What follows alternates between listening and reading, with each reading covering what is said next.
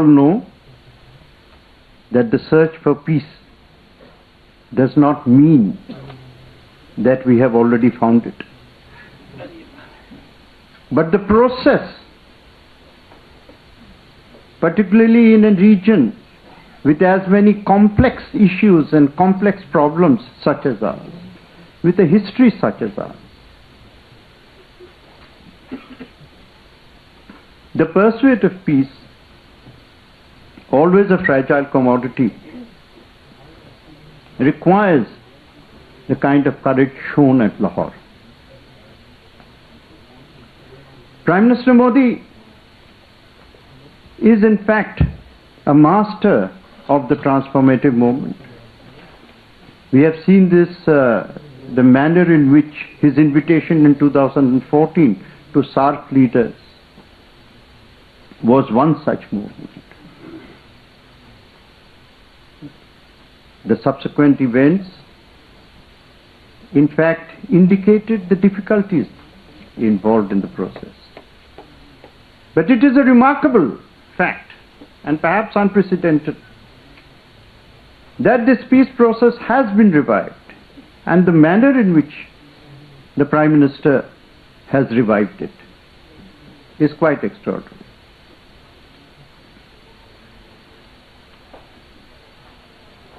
This gives us all hope that there will be one happy consequence, and that if all goes well, the Prime Minister will undertake the visit to SAARC next year.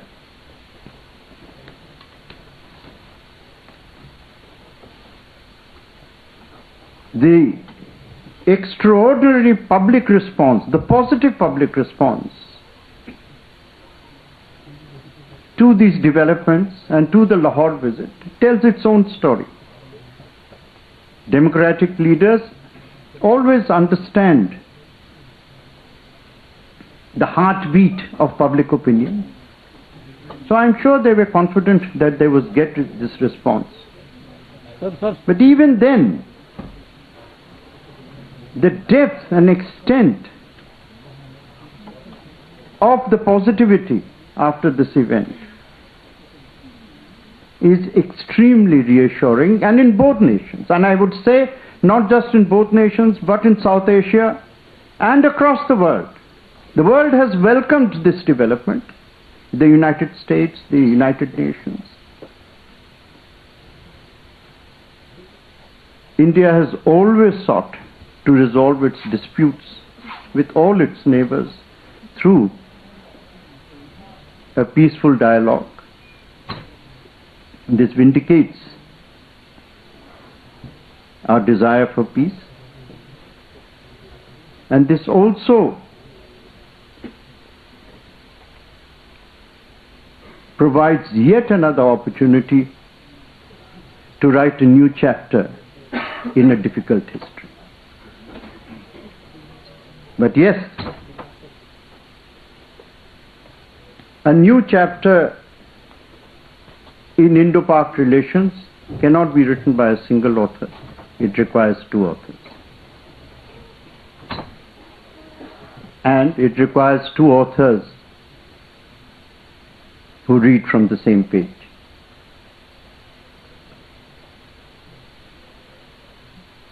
So once again, we extend our warmest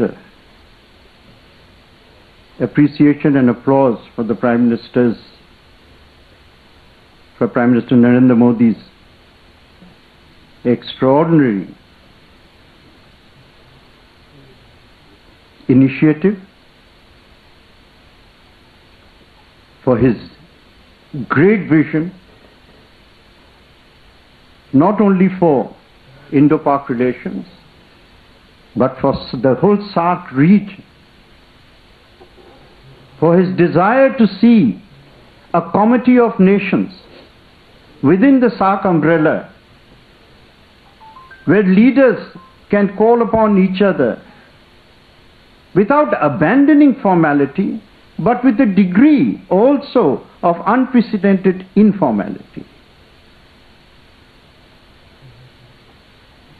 After all, 70 years ago, Europe was a frozen war zone. Today, a European leader can call upon another leader at very short notice. This is the kind of friendship and kinship in the politics of South Asia that is part of his vision. As he has said so often before, together we can fight the challenge, the curse of poverty much better than we can find it singly.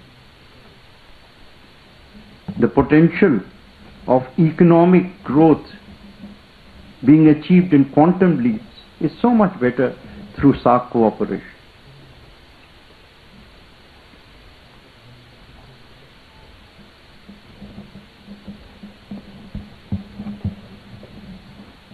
Pakistan's political parties, mainstream parties of Pakistan, we are happy to note, have also welcomed this.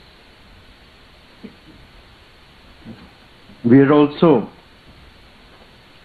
welcome the fact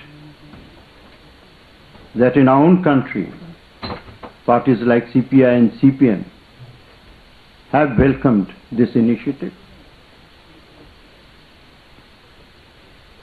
Unfortunately, there are one or two parties which, regrettably, I would say this with some sadness,